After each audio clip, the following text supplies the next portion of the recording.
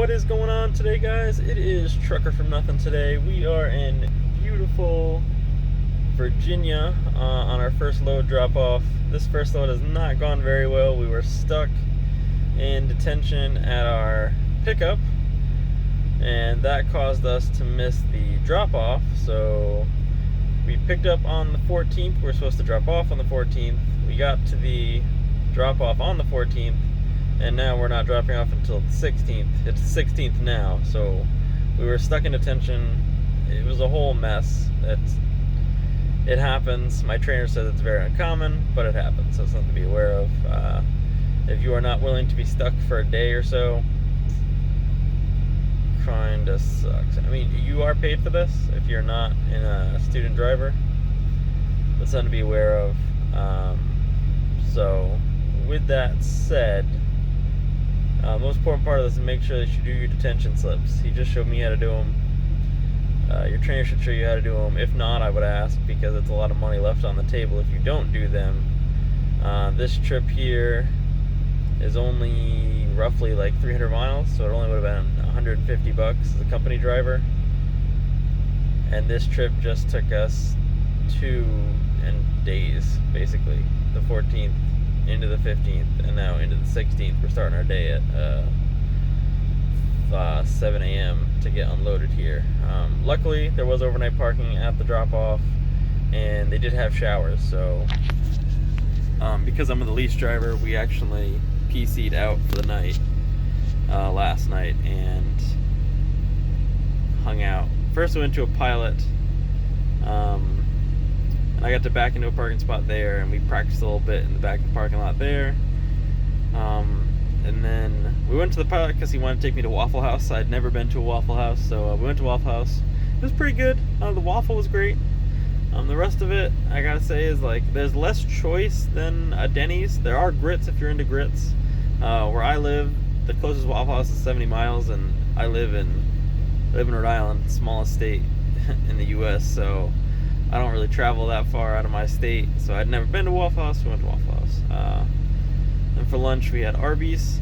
For dinner rather, we had Arby's. We had to run down the road a little bit to get to Arby's, but not a big deal. We stayed at a Love's overnight, took a shower there.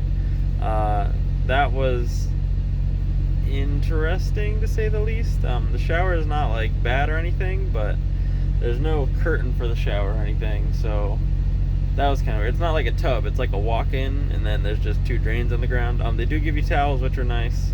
I know some people say, oh, well, bring your own towel, bring your own towels. I used towels that were there. My trainer says he used the towels that are there. Never had a problem, so that's what I'm doing. They were not the comfiest towels, though. They were a little scratchy, I'll say that. Trying to think. That's really more or less the only thing that's been going on. I will be getting to drive in some rain later. So far I've driven like 400 miles probably total. Done a few backs. If you're looking to get your CDL, the hardest back I can say so far is the alley dock back. There are some tricks for offset left and offset right. And parallel is very, very similar to an offset, so you shouldn't have any problem with that once you get the offset down. But you really need to work on your 90. There are some tricks to the 90, but it's mostly on feel, and you need to know on the pad, that is. It's mostly, there are some tricks on the pad. Out in the real world, there are no tricks. There's no lining up the same way every time. You'll get in the general vicinity of where you're gonna line up, but let me show you. I'm not gonna be able to. But in front of me, there's there's a road. It's probably 2.5, 3 lanes wide. Probably closer to 2 lanes wide before you're in the parking spot. So if you don't line up quite right, you might have to reset a few times. Trucks are also moving in and out here. Luckily, it hasn't been too busy. At a truck stop, it's busy though. We were watching people come in and out. Truck stop parking looked kind of rough. He did help me during the truck stop parking part, just because we wanted to make sure we got in quickly so we weren't blocking anybody's way.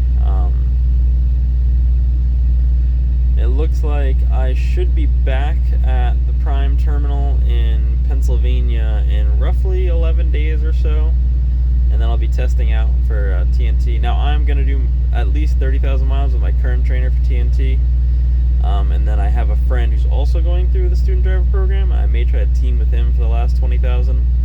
I haven't quite decided for that one yet, but for anybody curious to see what the inside of one of these looks like, there's the lower bunk, the upper bunk. We have a ladder in ours. If you get a Peterbilt or an International, there's no ladder. There's a microwave, there's a fridge down there. In between those two things, let's see if I can show you over here. This side's just some storage.